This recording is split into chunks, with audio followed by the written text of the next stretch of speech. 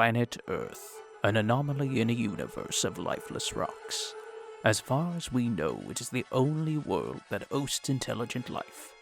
Upon this rock there are countless creatures that live, breathe, and die each day. Let's send them to space. I started a Patreon. I don't fully know how it works, but join up, pay $1 a month or something, and get early access to videos, extra art, shitposts, whatever. If you want to not have your eyes bleed every time you watch my videos, make sure to join. Maybe help me get a better computer, or just help me reach 1,000 subs so I can, monetize my stuff already. Anywho, the rules are simple. Only use units or evolutions named after animals. Drones and overlords are allowed. Non-animal units that can turn into animal units are allowed, but no fighting. Only use defensive structures named after fungi. Only use passive Kerrigan powers, unless it's a no-build mission. The run will officially begin with Harvest of Screams, which gives me access to the first animal unit, the Roach. The run will be done on brutal difficulty.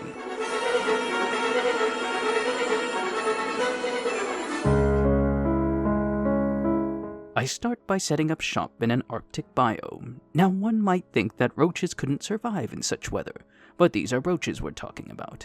As a side effect of being in space, they can heal when underground and shoot acid. Must be Australian. To defend against the native Protoss and Ursidon, I spawn a swarm of roaches and spore crawlers. Despite being the most advanced living species in the universe, the Protoss have yet to adapt to the cold weather and periodically freeze in place. Now, I'm no expert on cryogenics, but I'm fairly certain most people and structures wouldn't just walk off being repeatedly frozen. Anywho, taking advantage of the flash freezes, my swarm of roaches sweep across the valley, destroying each Protoss nest and driving the local Ursidon to extinction. Fun fact, cockroaches can survive up to a month without food. This is because they're cold-blooded creatures, meaning their metabolism changes in response to the environment's temperature. Warmer weather means more active roaches, while colder weather means less activity. But either way, they survive more easily in the absence of food. That being said, they can only survive a week without water, so expect any roach infestations to be focused in humid spots like washrooms and basements. Moving from the ice valleys, I head to a less frozen environment. Now, you may say, it's absolutely unethical to be using animals to wipe out hapless colonists.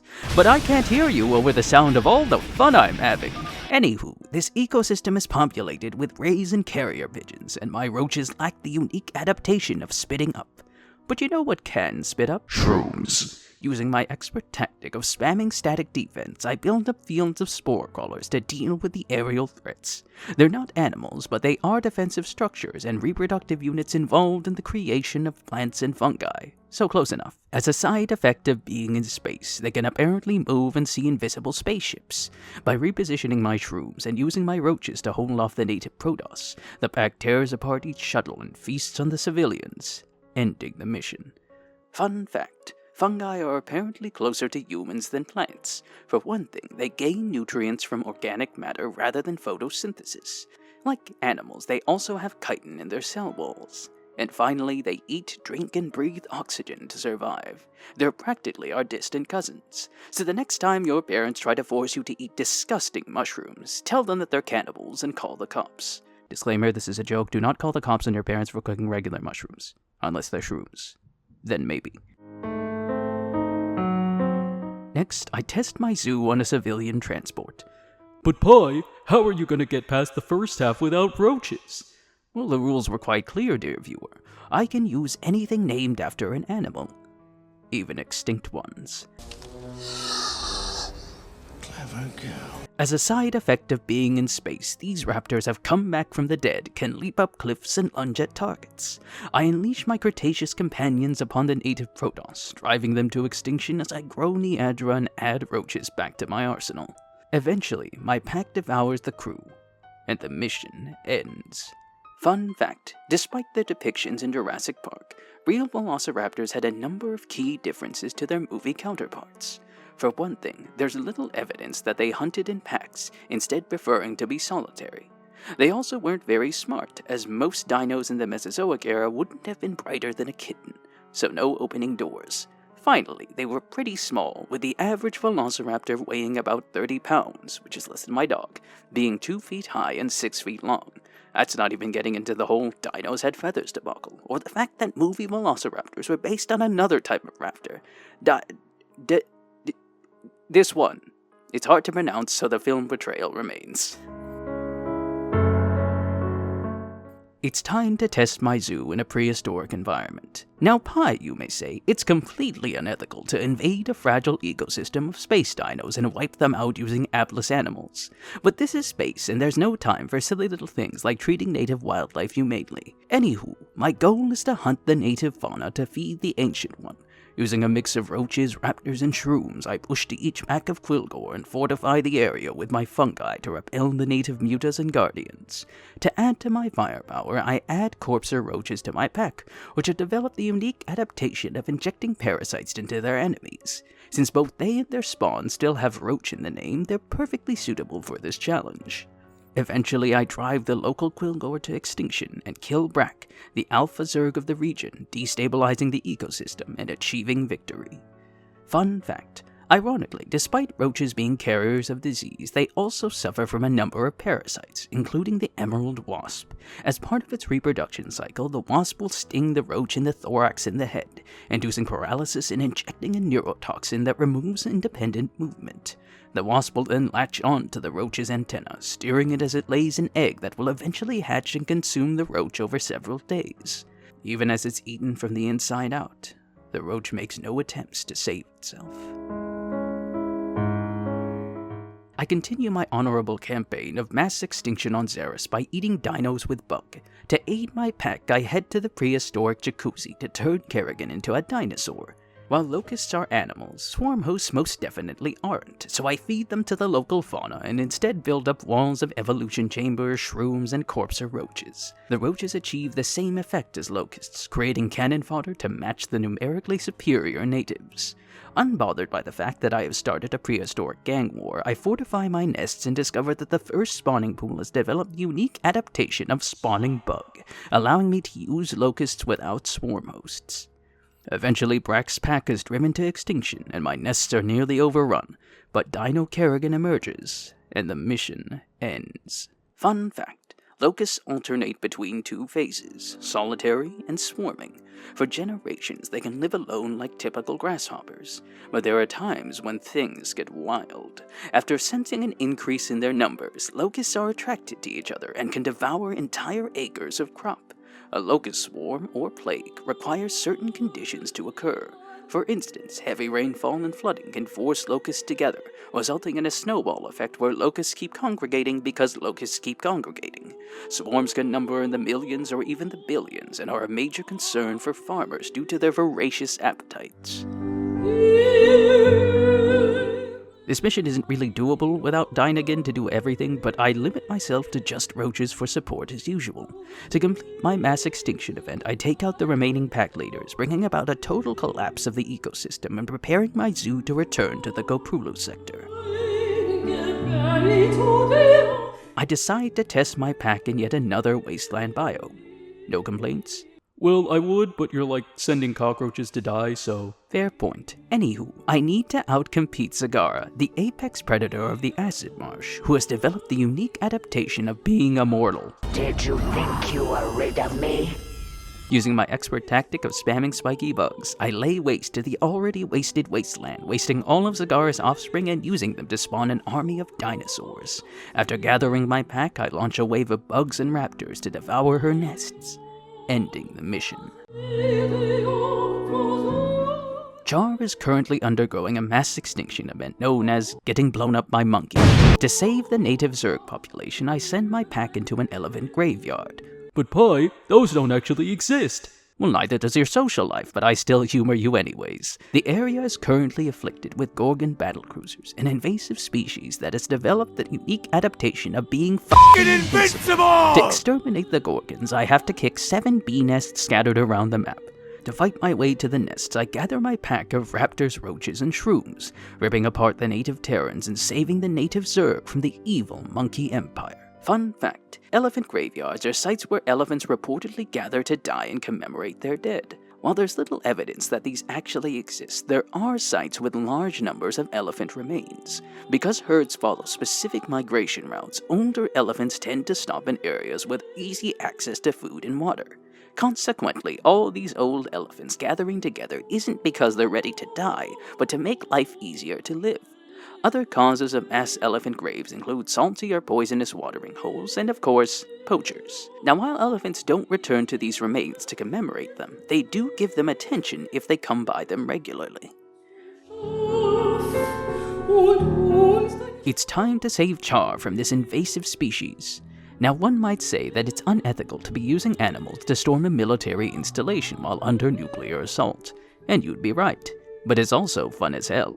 After nearly returning my raptors to extinction, I once again gather my pack and destroy each of the Terran nests. To deal with aerial strains like banshees and wraiths, I lower them into fields of shrooms as I slowly but surely spread creep to Warfield's primary nest. Eventually, my pack makes a final push to the entrance and breaches it, devouring Dominion survivors and driving the Terran populace to extinction.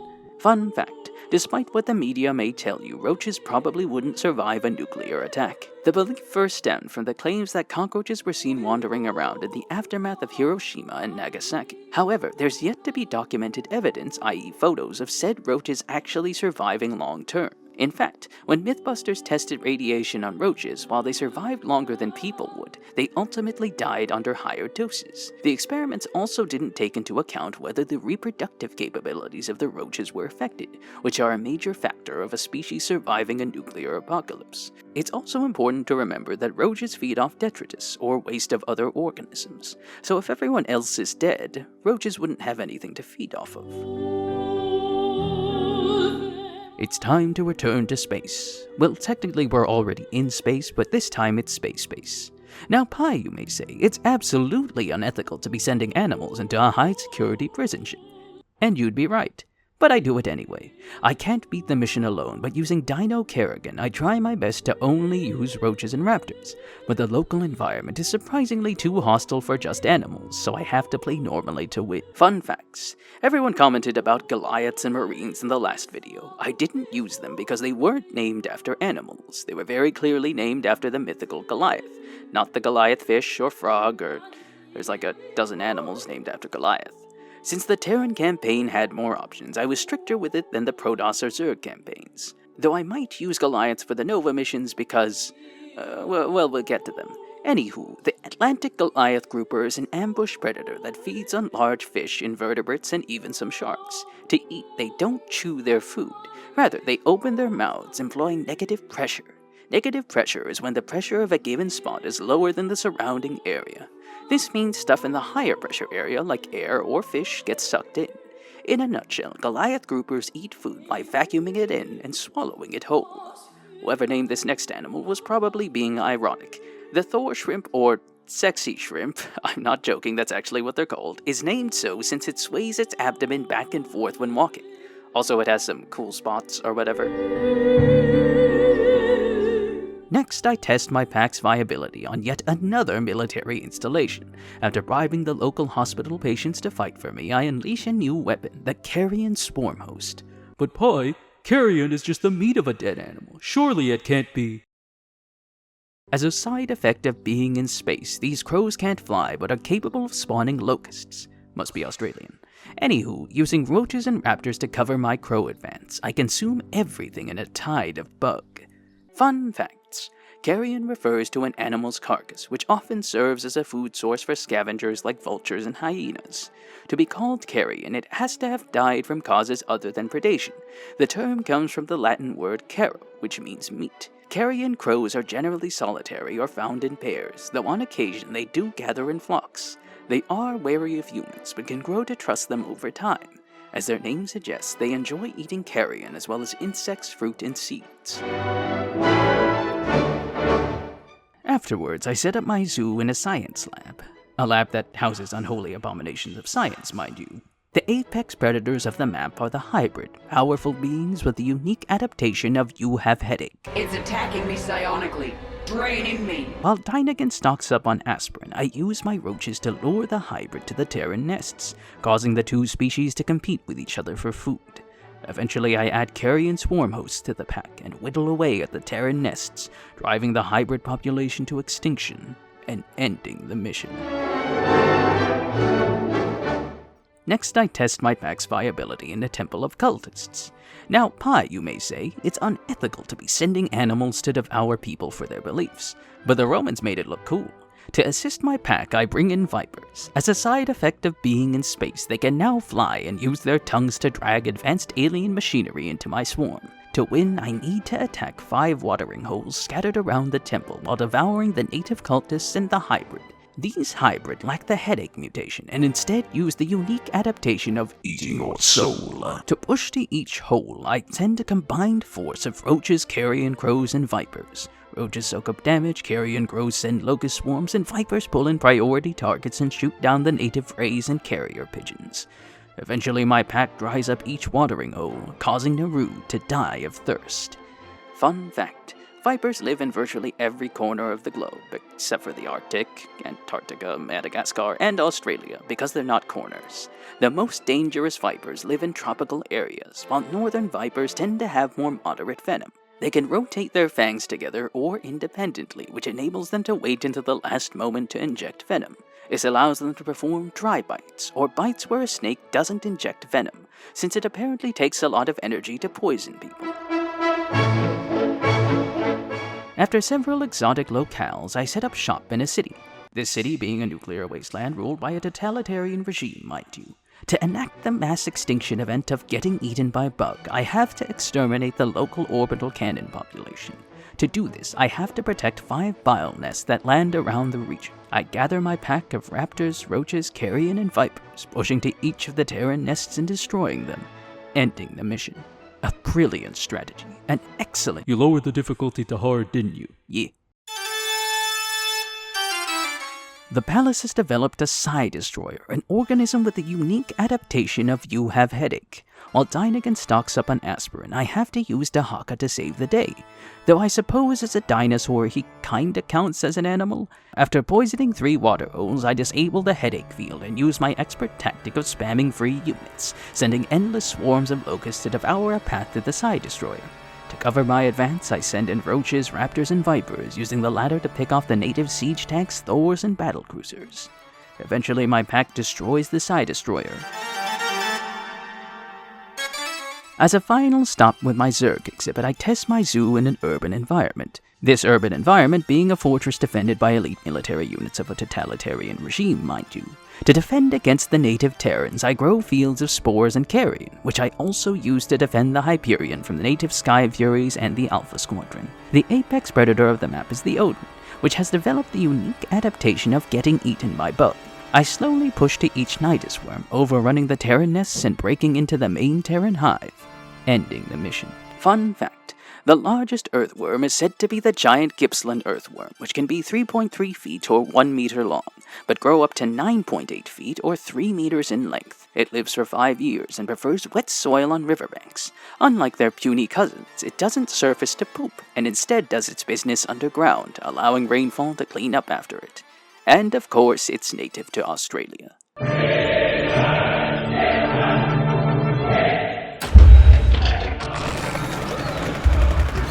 Remember this, Raina?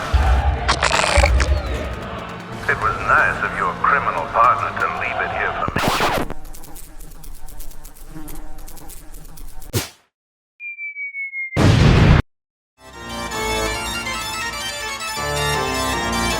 So can you beat Heart of the Swarm as a Zookeeper? Nope. All the Emotion missions with friends like these and most of the Evolution missions can't be done with animal units. But how many can be done with animal units in total? Well, 9 out of 20 missions can be done with animal units alone.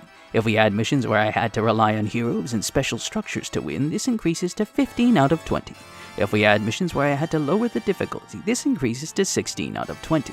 The Evolution missions keep dragging down the totals, so I'll just make them a separate category. The Zergling, Roach, Mutalisk, and Swarmos missions can kind of be done with animal units, so half point each. This brings it to 2 out of 7 Evolution missions. Par for the course, really. The Zerg animals are actually pretty good. Really, the only limitation is a lack of early anti-air, which is a recurring trend in these challenges. And before you all start suggesting Swarm Queens and Hydras, Queen is too general a term and Hydras are clearly named after the mythical Hydra. Mythical run coming soon. Remember, Patreon, join up, pay like $1 or something a month and get early access to videos, extra art, shitposts, or whatever. I still haven't read the basic tips, so yeah, if I'm doing something wrong, someone tell me, I don't know. If you enjoyed this video, be sure to like, comment, share, subscribe, and drive local ecosystem to extinction with dinosaurs. Until next time, see ya.